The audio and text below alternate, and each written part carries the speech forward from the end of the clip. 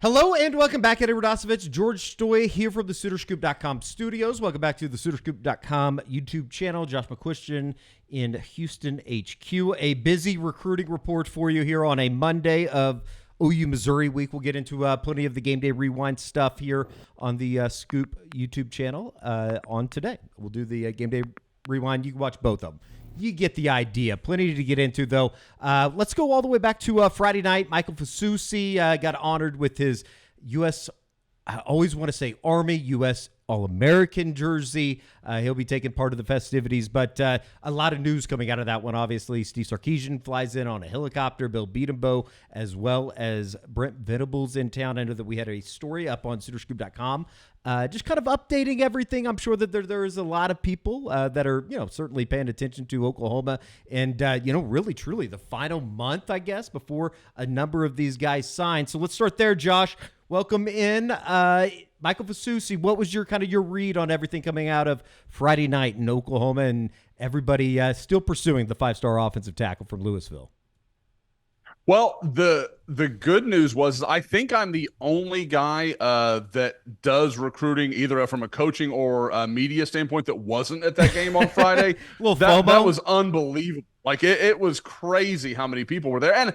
And frankly, I get it. Like you've got Geyer with Kevin Sperry and Zane Rowe. You've got Louisville with Hutton and obviously Michael Fasusi. I mean, so there's a lot there. I'm actually going to see Mike this week because I like going on weeks where not everybody's going to be there. I can really talk to a guy and have an actual conversation with him. But my vibe is that I think Oklahoma is still right where they want to be. Like I don't think that, I know like, Sark flew in and all this stuff. Everybody I've talked to around Michael, when I talked to Mike himself, I talked to, some of the kind of local Dallas, like high school guys that, go around to games and do a lot of video. Our guy, Lynn Bias, being one of them.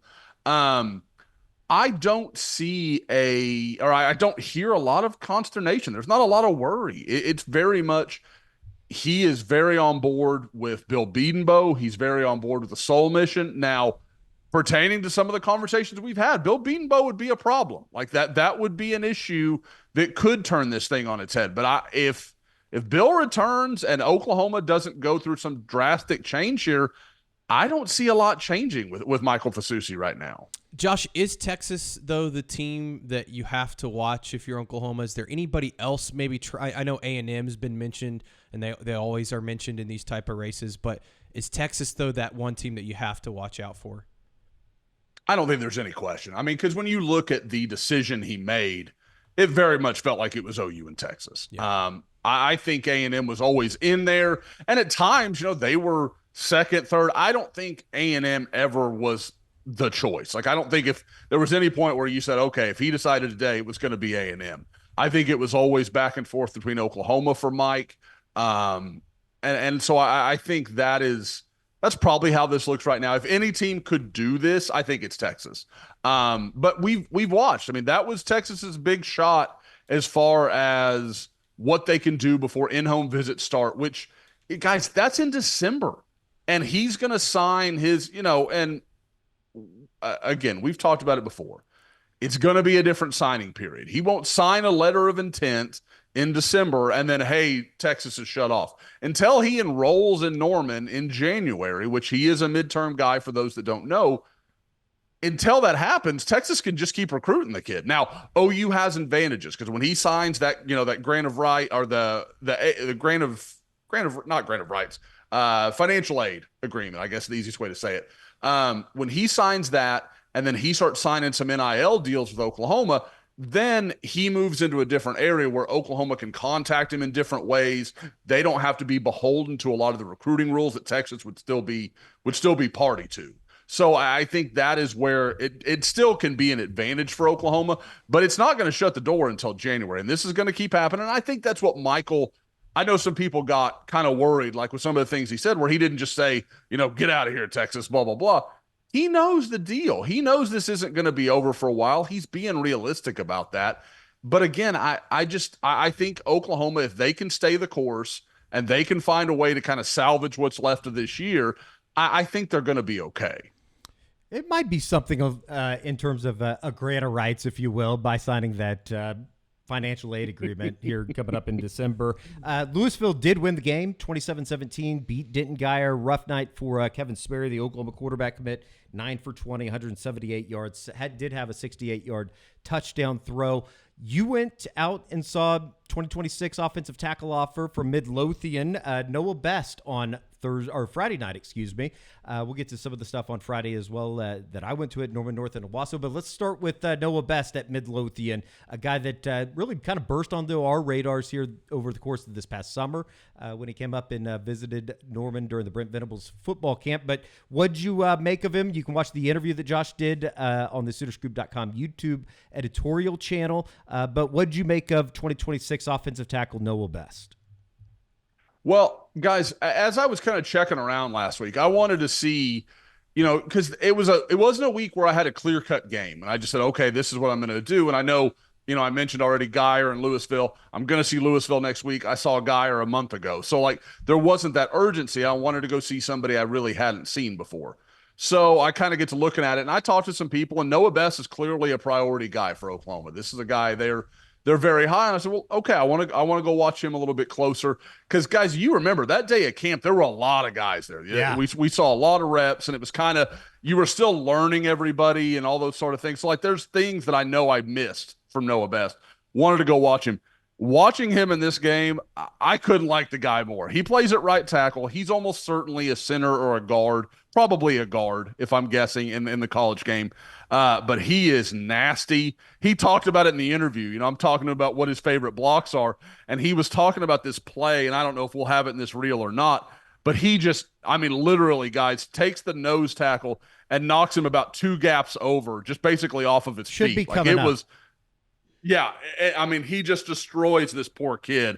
But again, I kept talking about it in the game thread. For those that just watch us on YouTube, when I go to these games, I update and I'm giving information like, oh, this is what I like about Noah. He had a nice block here on 3rd down, whatever it may be. But look at him there, the way he turns guys, and all night long, when Midlothian needed yardage, right here's a good example. This is a 4th down. It's 4th and 2. And they run right behind him every single time. And I know you'd say, oh, well, yeah, he's a Division I player. Of course they run behind him. Their left tackle's committed to Texas A&M and is a really good player in his own right. 55, big guy right there in the background. So it's not like he's their only chance to run behind a big guy that's got a lot of talent. But they ran behind Noah a lot, and he opened up just one hole after another. And again, you can watch this Red Oak team. This isn't like a bunch of D1 guys, but this is a talented team that was really, competing for their district lives in this game. So this was a big game, and I came away very, very impressed with Noah Best. Josh, man, this is impressive tape. One, I don't want to get away from that, but I also do want to ask you about where his recruitment is at, because you look at his offer list, and it's the big boys in the state of Texas, but where is he at? I know he's a 2026 guy, so it's still a little bit early. But where do you think he is at in his recruitment so far with Oklahoma? Now, I should say Noah is a kid that I have an RPM in for. I have a prediction to Oklahoma. He's a kid that actually was born in Owasso. He's from the Tulsa area. Now, I think people make too much of that, and we talked about it in the interview. He kind of said, yeah, everybody heard I was born in Oklahoma, and it just turned into I'm going to OU kind of thing. And that's not the vibe Noah gives. At the same time, when you ask him questions about what he's thinking, what he's doing, where he's going to go, part of it is that I'm an Oklahoma reporter, but at the same time, Oklahoma is pretty much the one school he can tell me. Yeah, I'm definitely going to go see Oklahoma this winter, this spring. I love the camp visit to Oklahoma. I'm going to try to catch a game there if I can't. It's just very OU centric when I talk to him. Now, that doesn't mean there's not other contenders. You're absolutely right. He's got a bunch of good options. Texas, A&M, LSU. You go down the list. There's plenty of them. Yeah, this is him rerouting this kid. You like that? And I told people in that game thread, I was like, you're going to love this video because because guys, you know how it is. We go to games all the time and we see players, we're like, oh, he's talented, but there'll be snaps off. I didn't see anyone where I was like, oh, Noah got beat on that play. He just bullied guys from the beginning to the end. And I like the way he plays the game of football. He was mauling dudes like in every clip in that. Midlothian now 8-1 on the year, 5-0 in district play. Where do they stand in terms of making a run at the big boy, the big thing, state championship? They're an interesting team because, Eddie, like I said, I mean, they've got bookend tackles, one going A&M, one that's got offers from everywhere. They've got some other good sides up front. I would guess they average 270 up front. I mean, they're big up front. They're not real heavy in the passing game, but they've got a few athletes that can kind of, if you give them a bubble screen, they can make some plays. I wonder a little bit about the defense after watching them against Red Oak. They really struggled to come up with stops on the night. And like I said, Red Oak's a good team. They are, but when you start talking about the run you've got to make when you go through Texas State playoffs, you're going to face better than Red Oak. And again, if you told me they got to like the quarterfinals or something like that, kind of depending on what the schedule is going to look like, obviously it's so dependent on who you play and, who you're going against. But, I mean, that's possible. They are a very well-coached team, super disciplined. And I got to say, guys, I kind of dissed Red Oak there, and I didn't mean to. That was probably the funnest high school game I've seen all year. It came down to Red Oak drove back. Midlothian takes a lead with about a minute left. Red Oak drives all the way back. They're inside the Midlothian, like 30 with, first and 10, and they just can't really get anything closer from there, and they end up, throwing an incompletion on fourth down. But again, it was a back-and-forth game, some huge swings. I really enjoyed getting to watch just – Noah Best was fun, but getting to watch just a good football game was entertaining. Midlothian closes out the regular season this Friday against Highland Park. So another really good opponent before they begin their playoff run. Plenty to get into in terms of OK Prep stuff as we enter the final week of the regular season. Went out to a pretty fun game on Friday night. But first, let's tell you about William & Lauren, the official custom clothier of OU football. William & Lauren outfits your favorite OU players in custom suits that boost their confidence off the field to match their confidence on the field. Their perfectly tailored clothing ensures every Sooner stands out in comfort and style at prices that make luxury accessible. Visit William & Lauren at Oklahoma City or online at williamandlauren.com. That is williamandlauren.com. Dress like a champion and make your style as legendary as Oklahoma football. The fine people over at William & Lauren outfit all of the OU football players walking into the stadium, and out of the stadium. They probably put the suits on when they leave. I don't know about home games, but for sure away games, I would think. They'll be wearing them this weekend when we head up to Columbia. Went to maybe like one of the most surreal like high school football games, Owasso Norman North on Friday night. All of a sudden it went from, well, this is a blowout, thinking about getting out of there as one usually does, and then holy crap, this is a 3-point game, 50-47, and a lot of that had to do with 2026 Oklahoma offer, but Norman North wide receiver Mason James, 5 touchdowns on Friday night for the Timberwolves. And Josh, it was about as advertised. Mason James was all over the place with his 5 touchdown receptions, and I hated myself because I missed the first one because I was getting some Tahj Overton video. We'll get to him in a second. But Mason James continues to make plays as a junior for Norman North. Guys, he's just that guy that, you look at him and you're like, okay, he's 5'11", 6 foot. He's 160, 165, 170. He's perfectly fine, but he's not the guy that you're like, oh, that dude's a freak. And then the second he starts playing football, you're like, oh, crap, he's really, really good. And I just love the way, and Eddie, I watched the video when you put it up Friday night. He can do it in so many ways. He's so productive, whether you want to work vertically, whether you want to throw him little bubbles. I mean, like, look here, they work him a little underneath and then just let his speed take over. There's nothing he doesn't bring to the table. Eddie, how big was he? Does he look bigger than what he's listed as? He's starting to grow into his body a little bit, I think. What do we have him listed at? 6 foot 160. I think he's probably a little bit over 160. He might be pushing like 165, but certainly looks bigger than, Josh, I remember seeing him this summer at Brent Venables football camp. He had made that jump from what we had seen. I think that was last year when he kind of burst onto the scene in that first run at BV's football camp over the course of last summer going into his sophomore season. Oh yeah, I mean, because I got a chance to see him a couple times in like a matter of a week in that summer because I went over to Westmore's team camp and then I saw him at OU's team camp, and again, like the physical maturation, like, and it feels like it's happening really naturally. He's not a guy that's like, oh, he's eating 7,000 calories. Like he's not doing anything crazy. His body's just developing, and he's getting bigger and stronger, and that's making him even more capable of doing some of this stuff. Look at like stiff arm in the defender there. Like you're just seeing more strength, and early in his career, and like a lot of receivers, you could bully him a little bit. You could get up there and get physical with him. If you had a big enough and long enough corner, you could kind of get rough with him. Now, if you do that, he's liable to beat your press coverage, and then he's going to run by you.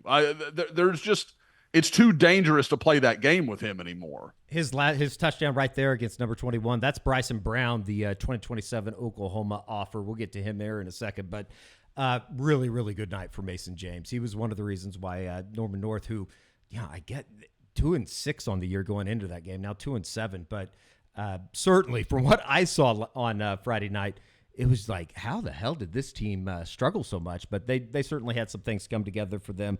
On the Owasso side of things, one of the premier institutions in high school football currently, obviously Coach Blankenship built that thing into a powerhouse. Now he's out, headed in, or he is in retirement now. But it seems like the Rams are picking up where they left off under Coach Blankenship. Let's just start with 2025 offensive tackle Blake Cherry, Arkansas commit, Josh. And from what I saw, and we'll see. Obviously, 2025 he's committed, probably going to be headed to Fayetteville here shortly. But if there was some interest from Oklahoma, maybe it would become interesting, because what I saw on Friday night, he was very impressive.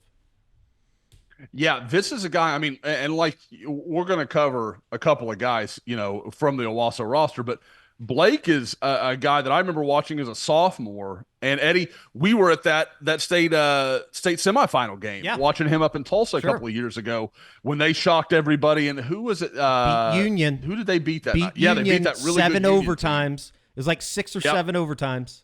And he wears That's 96 too. They put him in like a tight end position. So if you see 96, that's big Blake Cherry underneath the 96 jersey. But yeah, just a big athlete, kind of, a little, like you can see it here, little short armed, like that. And I would guess that's probably one of the hangups that some people had about him.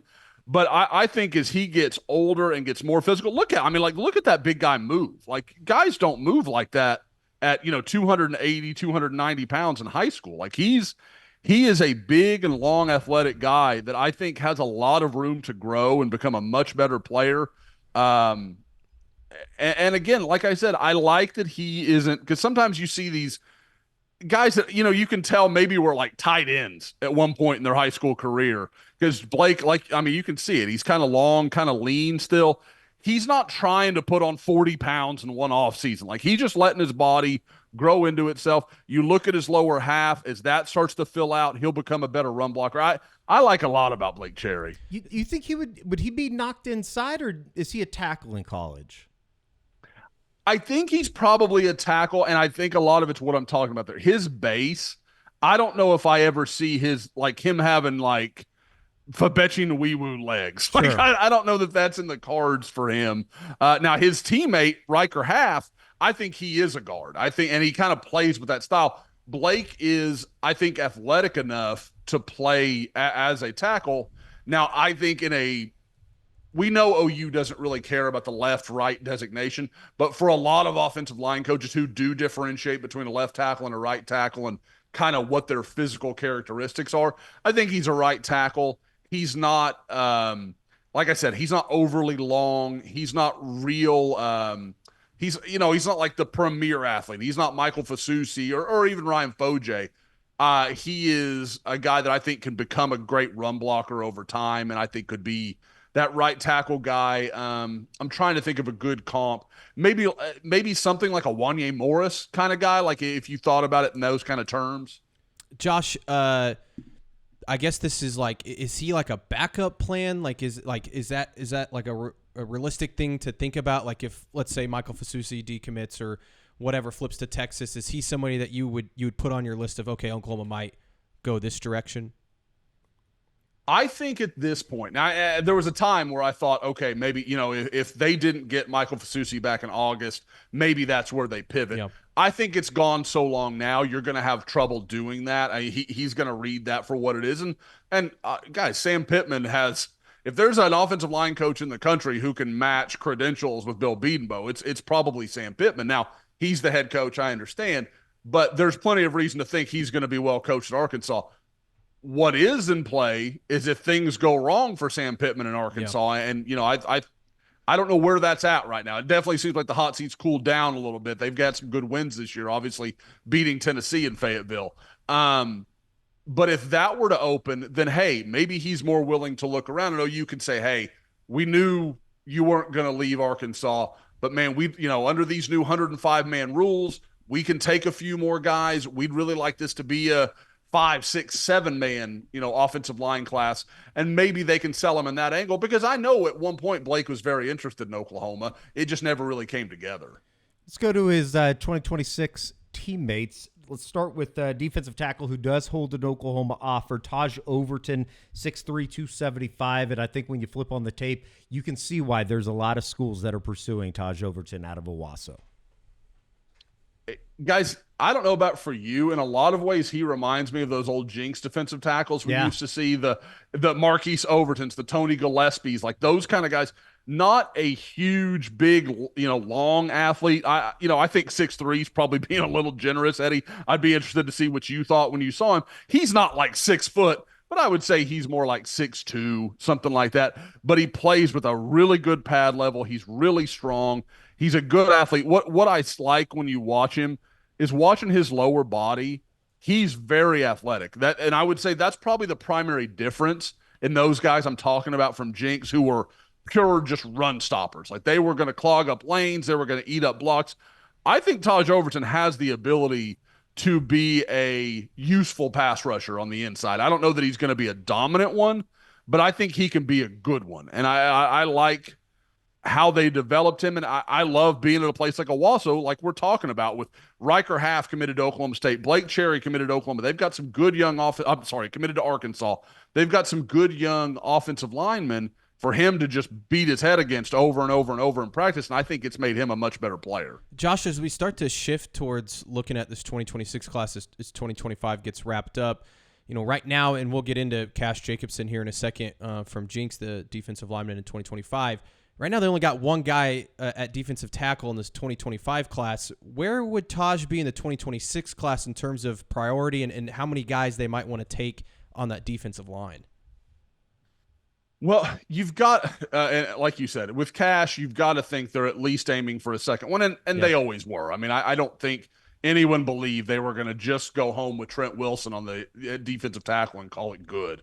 That's a position where we know Brent Venables, Todd Bates, obviously Zach Alley as well. They believe, like, bodies. You got to have more all the time. There's never enough. And so, if they find another one, I think I don't think that door would be closed. You're not going to say no to premier linemen on either side of the ball, in my opinion. With Overton in 2026, with the priority we know Brent has placed in state, I think he's a key guy. I think that's a player they really want. Tahj is very quiet. He kind of keeps to himself. He and I have been talking for a couple of years, and I still feel like he's warming up to me over time a little bit. So there's always a little bit that I feel like I don't know about Tahj, but I do know, he's been to Oklahoma multiple times already this season. He's taken other trips too. I know at various points he's mentioned, Miami, Tennessee. He's mentioned some other schools that almost take me back like 20 years in Oklahoma high school recruiting, like when Tennessee and Miami would come in and get the Robert Meachams or, the Curtis Justice from years ago, some of those big ones, Jeremy Shockey, some of these guys from years and years ago at these programs that, you kind of wouldn't think of those schools in Oklahoma, but they did a pretty good job recruiting the state. Let's go two more guys to get into from Owasso, one from the 2026 class, a classmate of Tahj Overton, Carter Langendorfer. I believe he camped at Oklahoma over the summer. Remember him running around, and I thought I was pretty impressed with what he had from the safety position on Friday night at 6'2", 190, which I think is about right. He plays downhill extremely well. Yeah, I really like Carter a lot. I think he's a really sharp kid, and you talk to the Owasso staff, it's kind of, one of those guys like he does all the right things. He does what we ask him to do. He's always where he's supposed to be. And guys, if I can't tell you a better exemplifier of him just being a guy who thinks the game of football, his first offer as a safety is from Iowa State. We know what Iowa State does with those safeties, the kind of guys they employ back there. And, they're very good at recruiting the state of Oklahoma. They usually find guys like this, good players that can help them. I know he came to camp. I know he impressed Brandon Hall from everybody I talked to.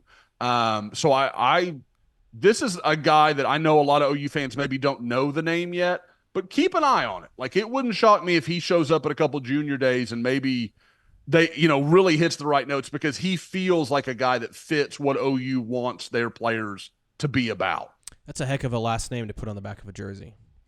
It is. It is, but I kind of like it because I can say it. Langendorfer. Langendorfer. I do like it too. What year did you say he was? He's a 2026, so he's playing his junior football season right now.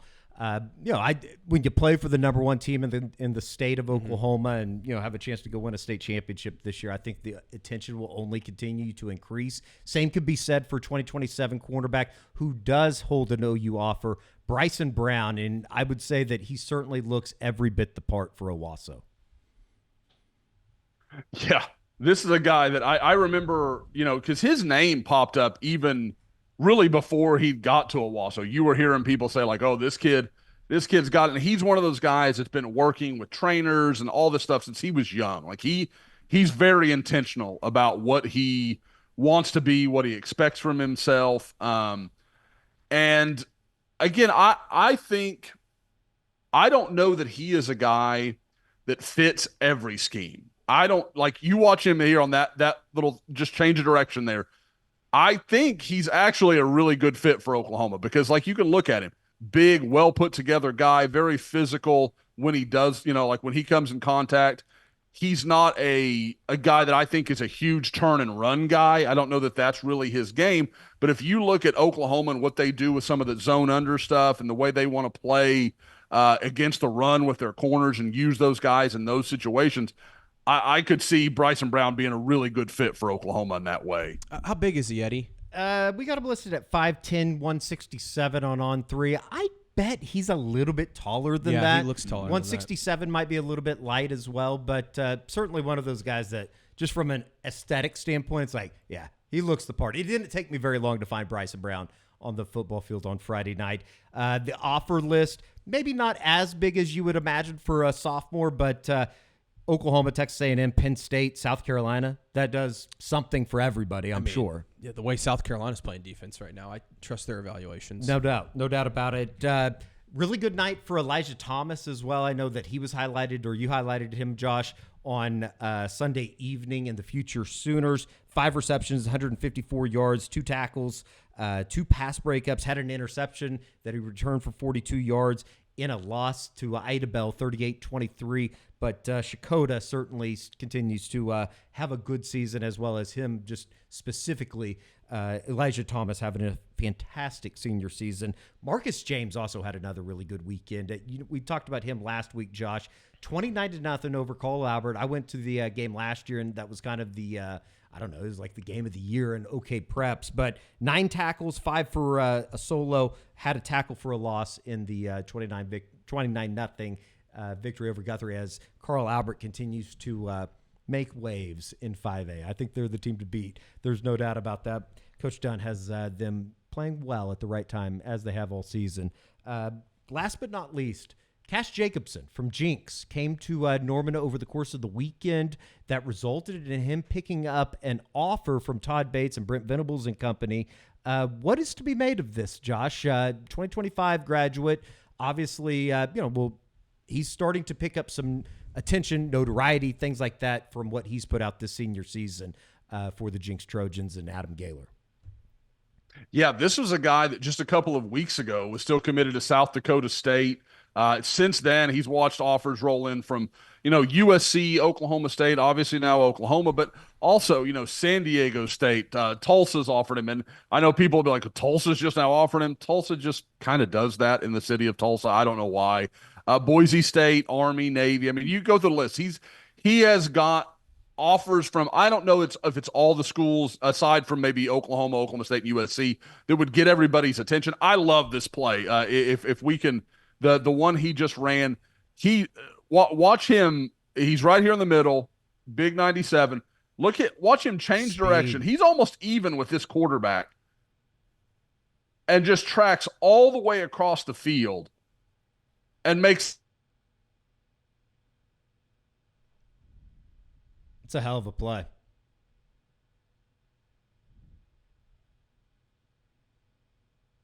I think we lost Josh.